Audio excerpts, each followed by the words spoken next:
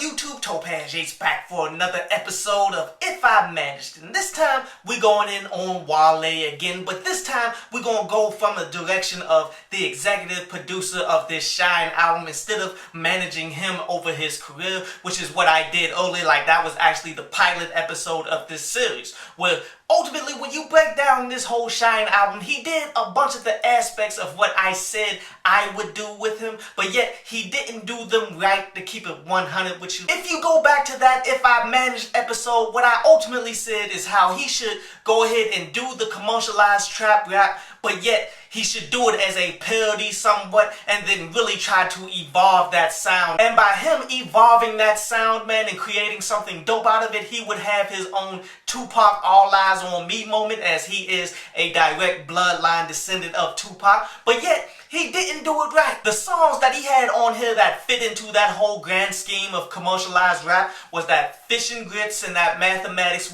These were not evolutions of the commercialized trap sound. This is him trying to do something to fit in with what these other people were doing. And it's not so much of him trying to show how dominant he is as a lyricist. It's more of him saying, I make these songs, so come on and listen to me. And that's like one of the worst things to possibly do. Because what he did when you break down this album is he jumped from music genre to music genre, creating music for individuals and such, man, thinking that, okay, if I make a song for these people, they're going to rock with me and they're going to buy the album, and therefore I have a whole good selection of people that's coming in to buy my album, and that does not work. Sure, you can have one song on your album specifically targeted to one genre and another song specifically targeted to another genre, all in attempts as promotion to bring people in, but all you're doing is ensuring that these people are going to be upset with your project. Like, how many times have you listened to an album and you only got 2 songs on there that you actually did, like, that you actually was like, okay, that was a cool album?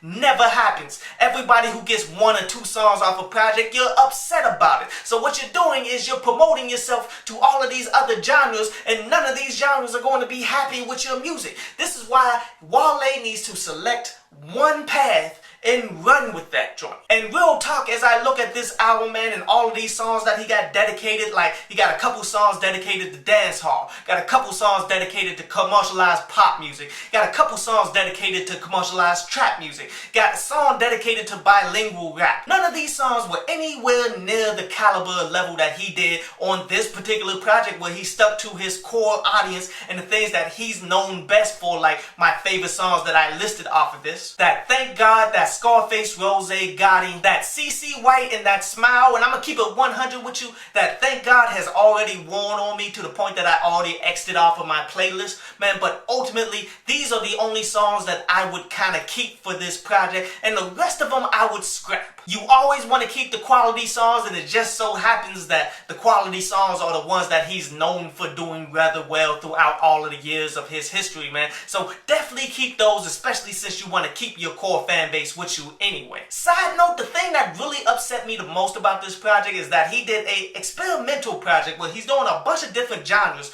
but yet he couldn't find any time to do go-go. You dig? Like, he could have brought in the Junkyard Band, could have brought in the Backyard Band, could have brought in a bunch of people and such, man. And I know he already did it. Like, this was his biggest single that he had to come up in the game when he was with Aftermath and all that, where he did the Pretty Girls and all that. Yes, he would ultimately be backtracking, trying to do something along those lines, but yet he can still try to find an evolution within there. I'm very upset that there was no go-go at all on this project, especially seeing as though this was supposed to be his go-go album. This is something that he said a while ago, that he was focusing on doing just a straight up go-go album, and the way it lined up, this was supposed to be it, but obviously he changed his mind at one point in time. Now, I'm not going to specifically choose the type of music that I feel as though Wale should do, because honestly, one, you should never tell the artist what type of music the artist needs to do, because it all got to go through him. 2 of all of the choices that we got right here, man,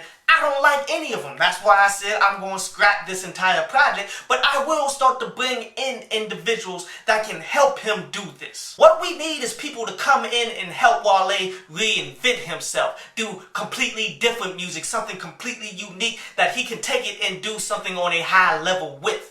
And with that in mind, you should already kind of know who I'm I'm leaning to trying to bring them in as a producer. As much as I hate to say it, because I've been super critical of some of these people here, man, but the first name on this list, I would say we need to go ahead and bring in Kanye West. Because say what you will about him, all of his projects as of lately has been pretty terrible, man. But the one thing that he has consistently done well is come back and reinvent himself. He's never the same person from album to album, and he always experiments with new sounds and everything like that, man. And this is somebody that Wale hasn't done much work with in the music industry, where he has done a lot of work with a lot of different producers. Keep in mind, we're not going to just go and get Kanye beats or whatever, man, and then try to put together a project. That's not going to work, because Kanye is at his best when he's an orchestrator, not as a actual producer and such. Like when you go back to his old projects, where those were like his classics and such,